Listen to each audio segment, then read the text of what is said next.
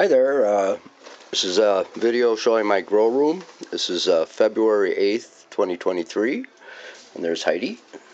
And let's see, well this was my first setup for a grow room. I have 4 lights hanging off of 2x2s, and it worked alright. They're on chains, I can get them really close. And this was my first space for starting plants, and it worked good. I moved on from there. I'll show you that in a bit. And this is my table where I do all my planting at. Another system I made out of 1x3 or 1x2s or whatever, and suspending lights off the top. And now I have more space, so I don't have to have four things of seedlings starting on this table, so it gives me more room to pot things up, etc. Then I even have a place down here. Those are fluorescent grow lights. I put that together really cheap, and yeah, by the time May rolls around, every inch will be something growing underneath it. Over here I have my microscope set up. I had to send back the camera I bought because it didn't work, so that's another project. And let's see, and this is my new system. Is this wire rack I picked up at Costco really cheap, and I've got five shelves I can grow on, so that's going to work out really good. And I covered the top with some aluminum foil to reflect some of the light down. I need to put a Mylar blanket behind it, but I haven't done that yet. And these Walla Wallas I started in on the winter solstice, and they've already had one haircut, and they need another one. And these are some these are Walla Wallas and some red onions back there. These are Carentan leeks I started on the winter solstice, and they didn't germinate very good, so the end of January I started some Lincoln leeks, and they're doing fine. Down here, let's see, I got some Lincoln leeks that I started, let's see, January 22nd. And then these onions here are, they're a red onion that I let one go to flower, and then it turned out it was a hybrid. But Gardner Scott said, yeah, you can try them, they might be a great onion for you, so I'm going to plant some of those. Here are some loofah gourds. I had a heck of a time germinating them last year from purchase seeds, and these are saved seeds, and all but one came up, so see how I can keep these alive through the winter until May. This is how I start my sweet potatoes, just in a tray of potting mix, and these I started on the winter solstice, and you can see these purple ones have come up really nicely, but these orange ones aren't. I almost tossed them, and then I looked and see if there were roots, and there's roots in there, so they'll flower. They'll start producing vines.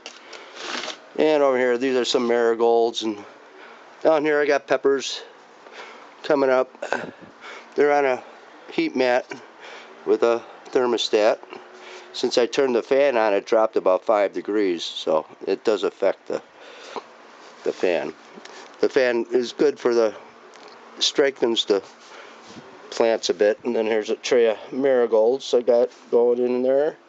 I need to pot these up. We got 2 sets of true leaves already, so they need to get potted up. Over here I got my worm bins. These are red wigglers, and European night crawlers. I'm doing an experiment. This is natural products, mostly shredded leaves and some compost in this bin here. And this bin is all paper products. And then when I go to harvest these, I'm going to see if there's any difference under the microscope, number one, as far as biology. And then I'm going to send some samples and have it analyzed for nutrition, just to see if there's a difference between growing in paper and leaves. You know, I do get some flying insects, but not that many. And let's see. What else? Oh, let's see. Oh, yeah. Then I'm overwintering some peppers here, but they look pretty dead. Then I have another worm bin here, unfortunately, of jumping worms.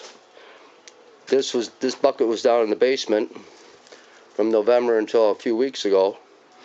Then I brought this up, like I said, 3 weeks ago, and then just the other day I was digging around in here and I found baby jumping worms already. Let's see if I can find one quickly here. I don't know. They definitely look different than the red wigglers. Well, no, they're hiding on me, of course. Oh, wait. No, they ain't. Anyhow, I can't see. They're in here. I don't know. That one? Yeah. I got one here somewhere. Yeah. Yeah. This is a baby. This is a baby Asian jumping worm there. I don't know if you can really see much of that. Yeah. You can't really tell. I think I will do a video on the differences in these things. They look nothing like a baby redworm or a baby European nightcrawler. And this is just a couple gallons of soil. And the other day I found a whole bunch of them, so I don't know.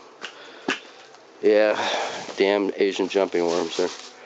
There's something to deal with. But anyhow, that's basically my setup for the grow lights. Oh, one thing, I wrote down all the power, the different descriptions of these lights. This is 48 watts, 4600 lumens, and 4000 K. And what I found out is that these lights with a lot of wattage, like these are 70 watt. And this light here was burning my plants. So I got to keep this light higher up. 48 can burn them too a little bit, but the 40s really don't. So it's a learning curve on how you play with your lights, for sure. So anyhow, that's about it. And next time I do something like this, it'll probably be middle of March when I have a lot more stuff going here. But anyhow, and this is from Zone 5A in Wisconsin. And hope everybody has a good day. Bye now.